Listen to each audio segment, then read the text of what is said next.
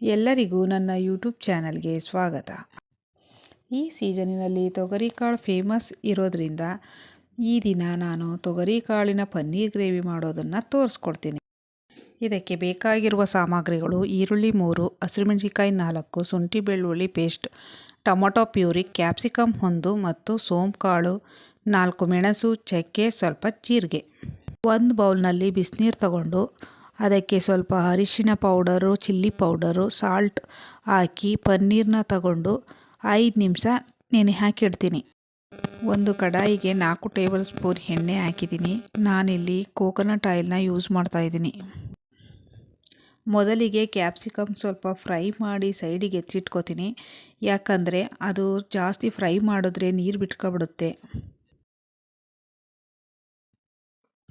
ಅದೇ ಕಡಾಯಿಗೆ ಸ್ವಲ್ಪ ಎಣ್ಣೆ ಹಾಕಿ ಈರುಳ್ಳಿನ ಸ್ವಲ್ಪ ಫಸ್ಟ್ ರೋಸ್ಟ್ ಮಾಡಿಕೊಂಡು ಆಮೇಲೆ ಹಸಿರು ಮೆಣಸಿನ್ಕಾಯಿ, ಶುಂಠಿ ಬೆಳ್ಳುಳ್ಳಿ ಪೇಸ್ಟ್ ಎಲ್ಲ ಹಾಕಿ ರೋಸ್ಟ್ ಮಾಡಿ ಸ್ವಲ್ಪ ತಣ್ಣಗಾಗಕ್ಕೆ ಬಿಟ್ಟು ಅದನ್ನು ರುಬ್ಕೊಳ್ಳೋಣ.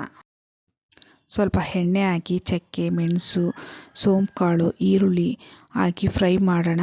ಫ್ರೈ ಮಾಡ್ತಾ ಇದ್ದಾಗೆ ಸ್ವಲ್ಪ ಚಿಲ್ಲಿ ಪೌಡರು, ಧನಿಯಾ ಪೌಡರು, ಮೆಣಸಿನ ಪೌಡರ್ ಹಾಕಿ ಅದನ್ನು 2 ಸೆಕೆಂಡ್ ಫ್ರೈ ಮಾಡ್ಕೊಳ್ಳೋಣ. ಅದು ಫ್ರೈ ಆಗ್ತಾ ಇದ್ದಾಗೇ ನಾವು ಟೊಮೊಟೊ ಪ್ಯೂರಿ ಮಾಡ್ಕೊಂಡಿದ್ದೀವಲ್ಲ ಅದನ್ನು ಸೇರಿಸೋಣ. ಅದು ಸ್ವಲ್ಪ ಒಂದು 5 ನಿಮಿಷ ಚೆನ್ನಾಗಿ ಬೇಯಲಿ. ಅದು ಬೇಯ್ತಾ ಇದ್ದಾಗೇ ನಾವು ಈರುಳ್ಳಿ ಪೇಸ್ಟ್ ಮಾಡ್ಕೊಂಡಿದ್ದೀವಲ್ಲ ಅದನ್ನು ಸುಧಾ ಸೇರಿಸೋಣ.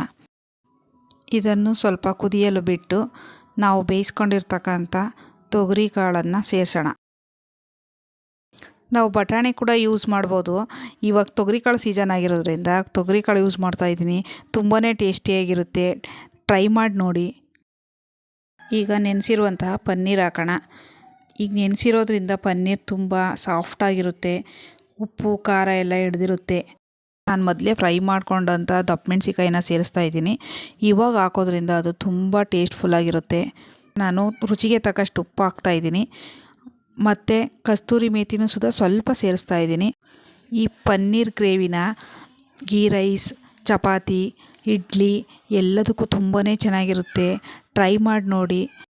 ಈ ರೆಸಿಪಿ ನಿಮ್ಗೆ ಇಷ್ಟ ಆಗಿದ್ದರೆ ನನ್ನ ಚಾನಲ್ಗೆ ಸಬ್ಸ್ಕ್ರೈಬ್ ಮಾಡಿ.